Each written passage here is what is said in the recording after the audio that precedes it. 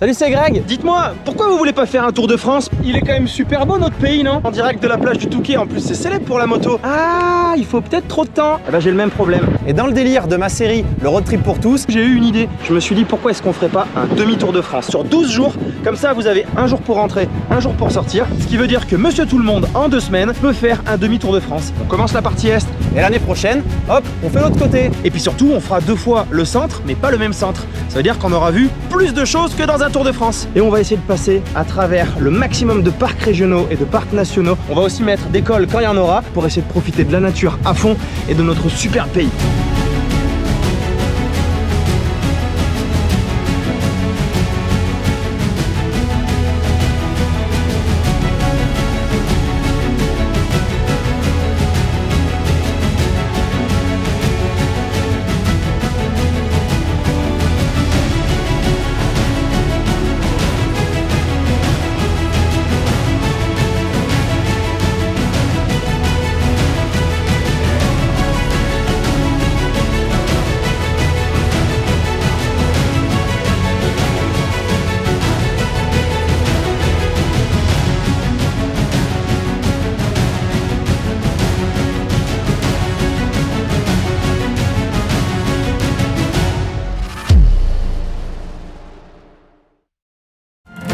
Dans notre cas, le plus simple pour rentrer sur ce tracé du demi-tour de France est de traverser la Drôme provençale et de rejoindre le Mont Ventoux.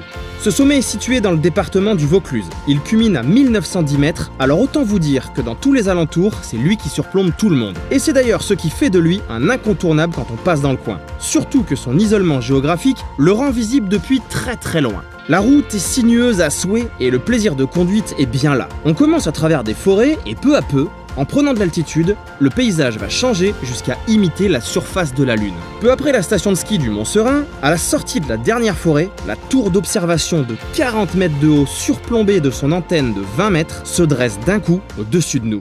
À partir d'ici, pour ceux qui ne connaissent pas encore ces lieux, le spectacle commence et le dépaysement est garanti. La vue dégagée à l'ouest et au nord est déjà impressionnante, mais attendez un peu de voir le sud. Est-ce que vous êtes prêts pour la petite vue panamérique? Hop là! On a une chance inouïe avec la météo quand même, hein. Incroyable. Première étape de ce trip au Mont Ventoux. On n'arrive pas à 2000, on est à 1900 et quelques. Mais la vue, elle est quand même sublime. C'est assez étrange de trouver ça en plein milieu du début de la Provence. La vue au sud, alors au sud c'est très étrange hein, parce qu'on est sur, on appelle ça un paysage lunaire, c'est que de la caillasse. Alors que comme vous avez pu le voir pendant la montée, de l'autre côté sur la face nord, on a de la forêt, ça sent les sapins, il fait frais.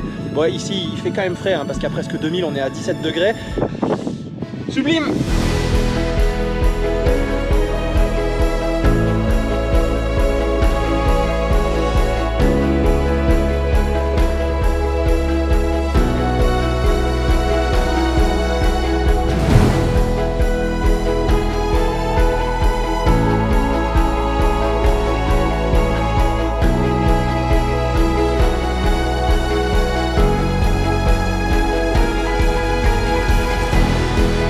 On profite une dernière fois de la vue et on attaque la descente. Comme vous le verrez si vous venez, vous ne serez pas les seuls à apprécier de rouler ici. Soyez prudents et attentifs car un vélo à pleine vitesse peut toujours surgir de n'importe où et même vous faire l'extérieur. Je pense qu'avec ces images, vous avez compris pourquoi dans ce guide de voyage à télécharger sous la vidéo, j'ai absolument voulu vous faire passer ici. Au niveau de ce qu'on appelle le chalet Reynard, la végétation se transforme d'un coup et nous prenons alors la direction de notre prochaine étape, les gorges de la Nesque, et vous allez voir que ça mérite aussi largement le détour. En attaquant ces gorges, on comprend dès le début qu'on va se régaler et qu'on va baigner dans des paysages de grande qualité. Elles sont en fait un canyon spectaculaire et sauvage percé de grottes. La Nesque, c'est un petit cours d'eau qui vient dessiner le contour de la partie méridionale du massif du Ventoux. Petit, oui, mais costaud, car il est quand même à l'origine de ces falaises dont certaines mesurent plus de 200 mètres de hauteur. Les panoramas sont vertigineux, la route est ultra sinueuse, mais elle n'est pas large. Alors en pleine saison, ne vous emballez pas trop, il y a du monde dans les deux sens et méfiez-vous avec les camping-cars qui doublent des vélos avant un virage en aveugle. Oui, ça sent bien le vécu. sont magnifiques ces gorges quand même. Les pauses ici sont inévitables pour profiter des décors et découvrir par exemple que le Ventoux est juste derrière ces falaises.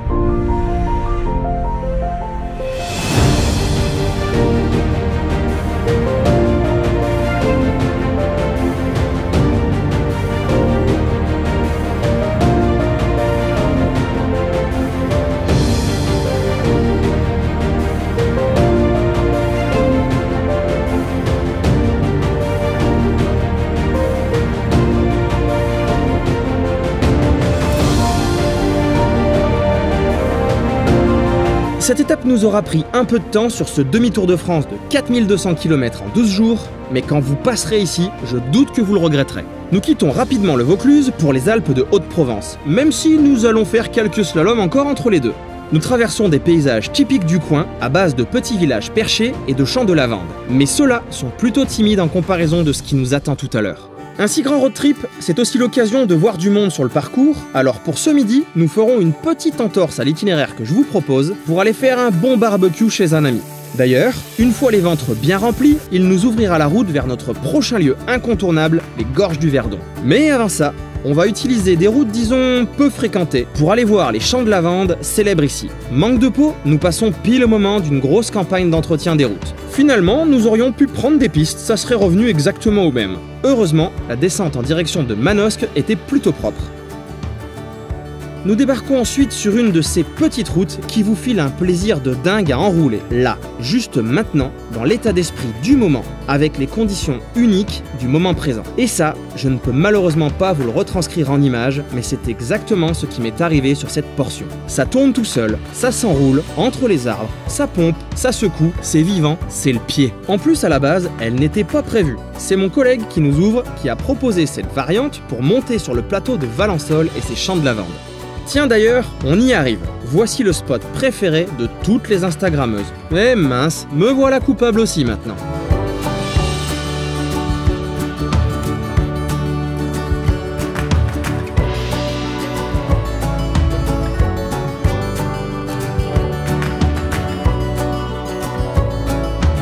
Maintenant, nous pouvons prendre enfin la direction du Verdon. L'idée de cette journée était de s'en approcher pour l'attaquer demain matin de bonne heure à la fraîche. Et c'est toujours par des axes plus que secondaires que nous rejoindrons le camping de ce soir. Vu qu'on a bien profité de la journée et de la pause midi et que le resto du camping est fermé, nous n'avons pas trop le temps ce soir, alors ce sera un petit lyophilisé Décathlon avec un test de ma copie du Jetboil et pour finir, un petit café tu connais, dans ma tasse de road trip faite par Julie. Allez, au lit, demain on va s'en prendre plein la vue avec le Verdon. Pour ce road trip, nous avons décidé de prendre notre temps. Ce sera donc un réveil en douceur, puis petit déjeuner et rangement de tout le matos de camping, dont je vous rappelle que toute la liste est sous cette vidéo. Nous quittons le camping de bon matin et une journée assez intense nous attend. Entre les vertigineuses gorges du Verdon et un apéro au sommet de la plus haute route d'Europe à la Bonnette à 20h30, ça risque de nous laisser des souvenirs pour un bon moment. Mais pour l'instant, c'est le lac de Sainte-Croix qui va nous régaler juste après notre départ. Bon, on vient à peine de démarrer, qu'il faut déjà s'arrêter parce qu'on est au lac de Sainte-Croix et c'est juste magnifique. Alors on n'a pas le soleil adéquat, mais l'eau elle a une couleur de dingue. Et la vue est vraiment pas mal. Il est certes artificiel, mais créé en 73 suite à la construction d'un barrage sur le Verdon, il est quand même parmi les plus grands lacs de France. Nous sommes ici du côté sud-ouest avec le petit village de Sainte-Croix-du-Verdon. Je vous rappelle que nous sommes en demi-tour de France en 12 jours. Nous ne pourrons donc pas en faire le tour complet, ni voir le pont du Galta qui est très connu comme spot photo, mais ce n'est que partie remise l'année prochaine avec mes guides de road trip pour tous par région en France.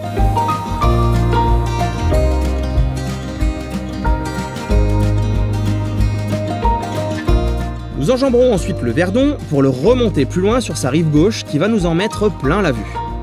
Bon, il n'y a clairement aucun doute, hein, le lac de Sainte-Croix sur un demi-tour de France, c'est une petite étape qu'il va falloir penser à rajouter. Allez, on bifurque direction Gorge du Verdon, rive gauche.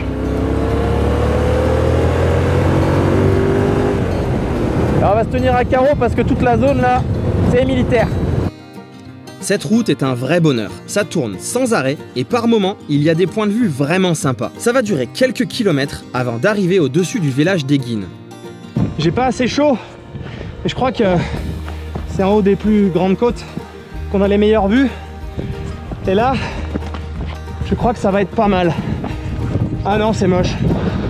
Je suis pas sûr de mon coup. Nous repartons et d'un coup, nous arrivons sur un col. Oui, ici, en pleine montée. Bon, mais si vous prenez une carte, ce col d'Illoire est en fait le belvédère le plus proche du Verdon sur cette rive en venant du lac. C'est relativement difficile de rouler dans ces conditions. Et à partir de là, Disons que la beauté des paysages va nous ralentir très fortement sur notre progression de la journée. En gros, entre le col d'Iloire et le pont de l'Artuby, il y a 20 bornes pendant lesquelles vous aurez envie de vous arrêter tous les kilomètres. Pas étonnant qu'on surnomme cette route la corniche sublime. Elle sillonne au bord du vide à l'infini, perchée tout en haut des falaises qui surplombent le Verdon. Nous sommes tout de même ici dans le plus grand canyon d'Europe, 50 km de long avec par endroits une profondeur de 700 mètres. Juste par ici d'ailleurs, puisqu'au col, où nous étions perchés à 967 mètres d'altitude, il y avait déjà 300 mètres de vide. C'est bon? Toujours pas de doute? On fait bien le Verdon? Moi j'ai pas de doute. Incroyable.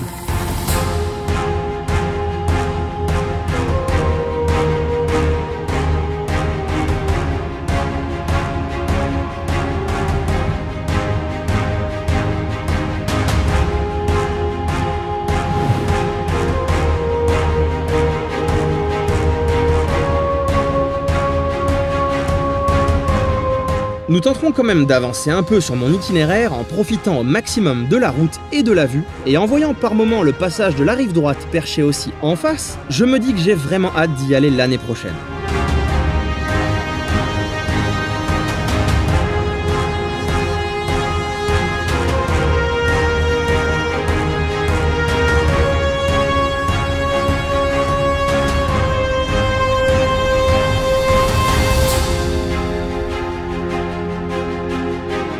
Nous arrivons au pont de l'Artuby, petite rivière qui se jette juste après dans le Verdon. Allez, nouvelle étape. On est toujours dans le Verdon, hein. Et ça, c'est le pont de l'Artuby. Alors, a priori, ce serait de mémoire parce que j'avais sauté à l'élastique. J'avais eu très peur.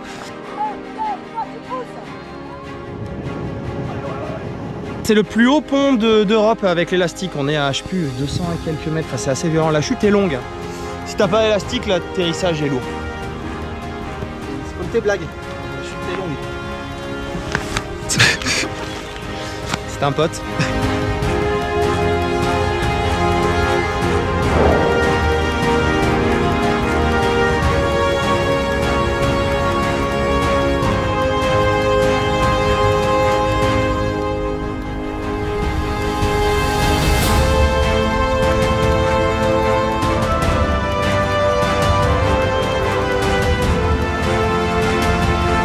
En repartant, nous ferons une dernière fois le plein des décors spectaculaires de cette partie des gorges du Verdon, et il sera temps de filer en direction de la RGA avec ses cols des Alpes. À peine on sort des gorges que les paysages changent, avec d'abord cette sorte de désert de végétation, et puis des reliefs, accueillant des petits villages perchés. Parc naturel régional du Verdon. Puisque la règle, quand même, c'est d'essayer de rester au maximum dans les parcs régionaux et nationaux. La fin nous prend alors, et nous tentons notre chance en bord de route. On n'est pas hyper en avance sur l'itinéraire, parce que je fais que m'arrêter pour filmer. Coup de chance, on arrive à trouver dans un super endroit, petit resto. Combien de bornes il reste? L'assistant en carton-pâte, quoi. 222 km. 222 km et il est 13h23. Tutto va molto bene. L'adresse est top, hein. Je suis pas sûr qu'on roule encore mieux cet après-midi que ce matin, mais l'adresse est top. En repartant, une belle route à virage nous remet tout de suite dans le bain. Bon, pour la digestion, c'était un peu brutal. Finalement, nous n'allons pas quitter le Verdon si vite. Vu qu'il prend sa source non loin du col d'Alos et que nous filons dans les Alpes, nous allons encore partager quelques virolos avec lui. Après Castellane, on va prendre quelques routes de traverse, histoire d'en prendre encore plein la vue.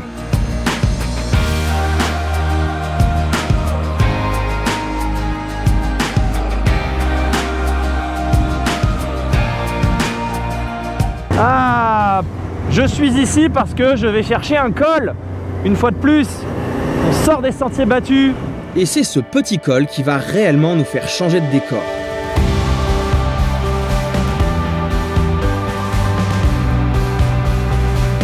Mais alors que nous pensions rester sur ce type de toile devant nous, mon itinéraire, toujours pour aller chercher un autre col, nous fait passer par des gorges dont je n'avais même pas soupçonné l'existence.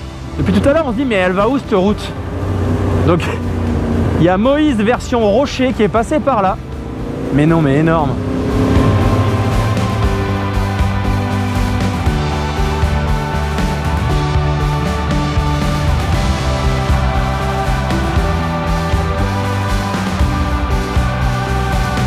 On va par là-bas maintenant. En gros, on fait des slaloms entre les reliefs, quoi. C'est assez ouf. Alors je dirais plutôt du saute-mouton. Et si vous me suivez depuis un moment, vous savez qu'à chaque fois que je m'amuse avec mon principe d'enchaîner des cols peu connus, ça se termine toujours par un bain de paysages splendides sur des routes à plaisir. Eh bien, une fois de plus, ça ne va pas manquer. Et même si pour faire un demi-tour de France, ce n'est pas le tracé le plus rapide, c'est certainement le plus plaisant.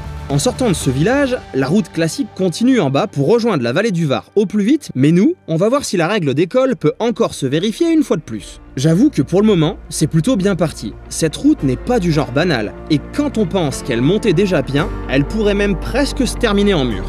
Une fois au sommet du col, il n'y a malheureusement pas de vue, sauf si on prend encore un peu plus de hauteur.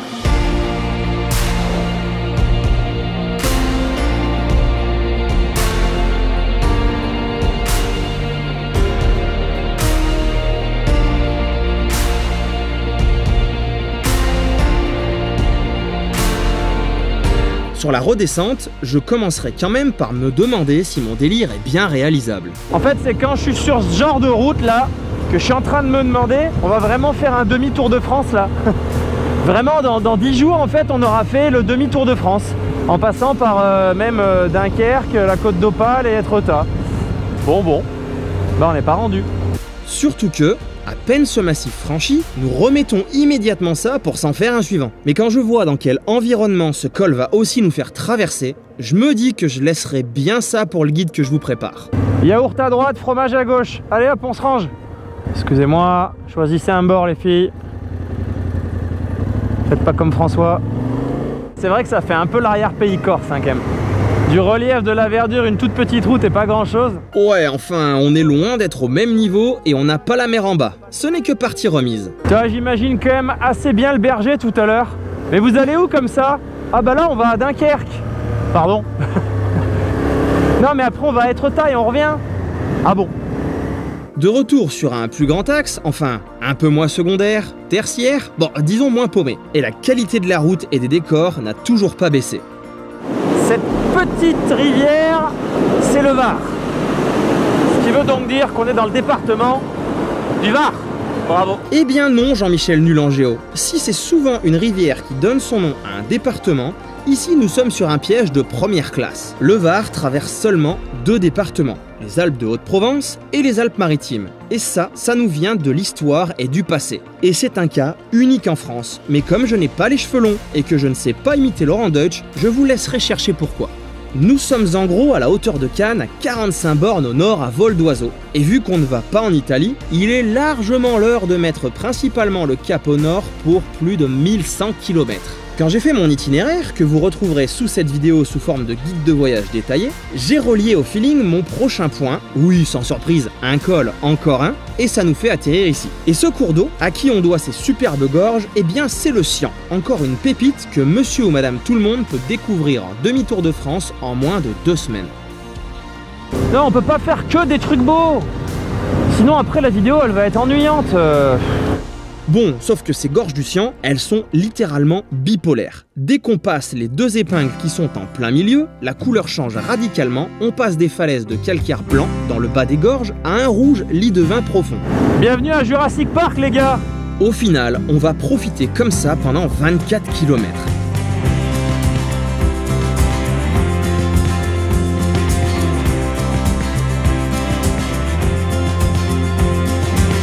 Si on a ça pendant encore 20 bornes, moi ça me va très bien hein. Incroyable. Wow, ça plaque.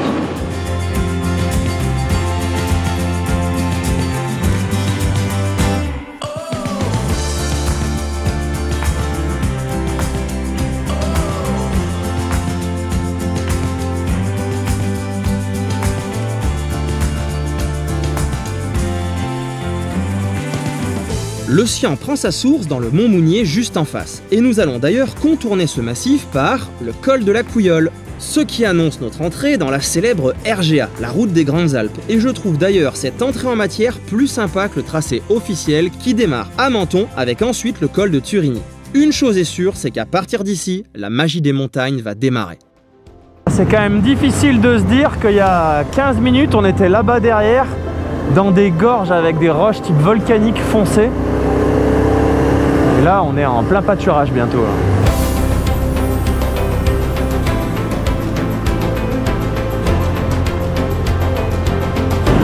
fait frais, il n'y a personne, c'est beau, c'est coloré.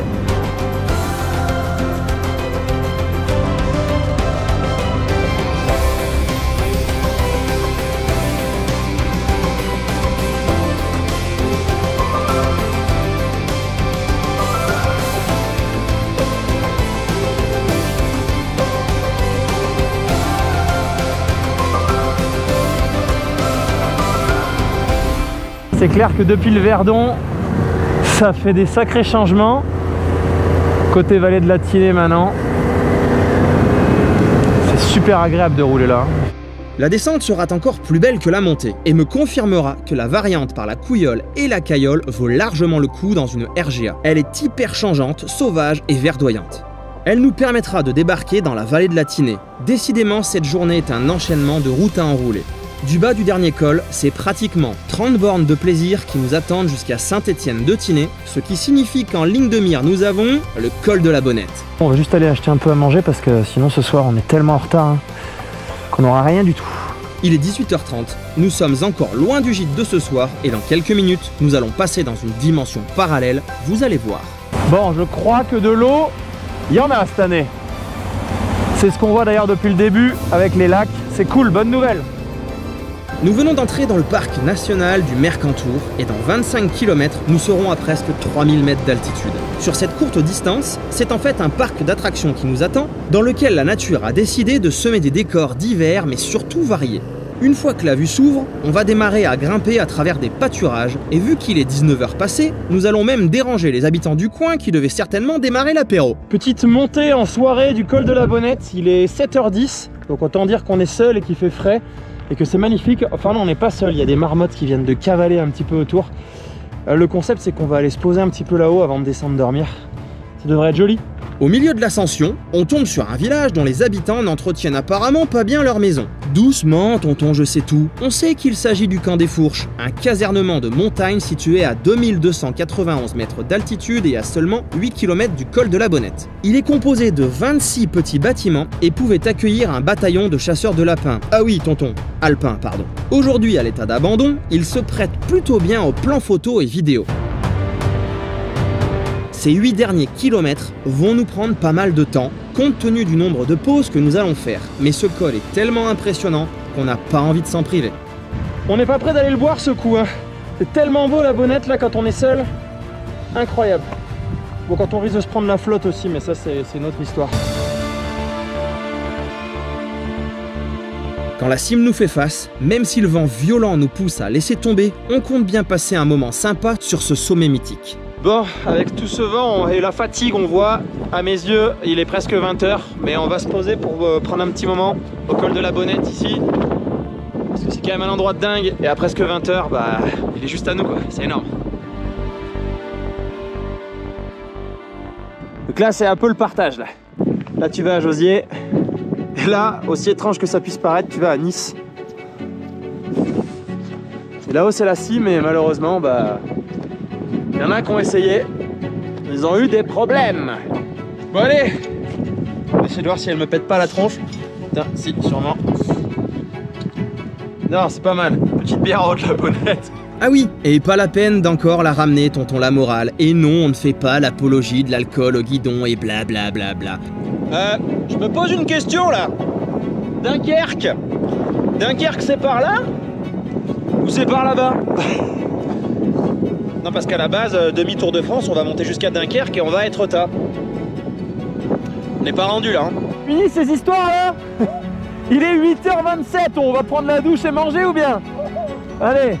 Nous finirons quand même par redescendre de notre perchoir. Ce versant est encore plus impressionnant que l'autre, surtout qu'un coucher de soleil magnifique s'offre à nous. Alors, je vais encore devoir faire quelques pauses pour filmer et je crois que Tony finira par craquer et en avoir marre.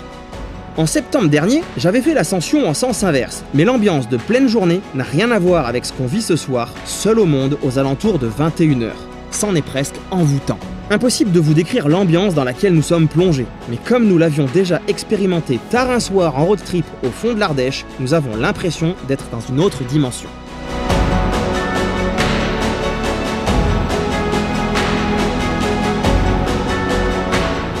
Et les passages marmottes, c'était pas ici, hein.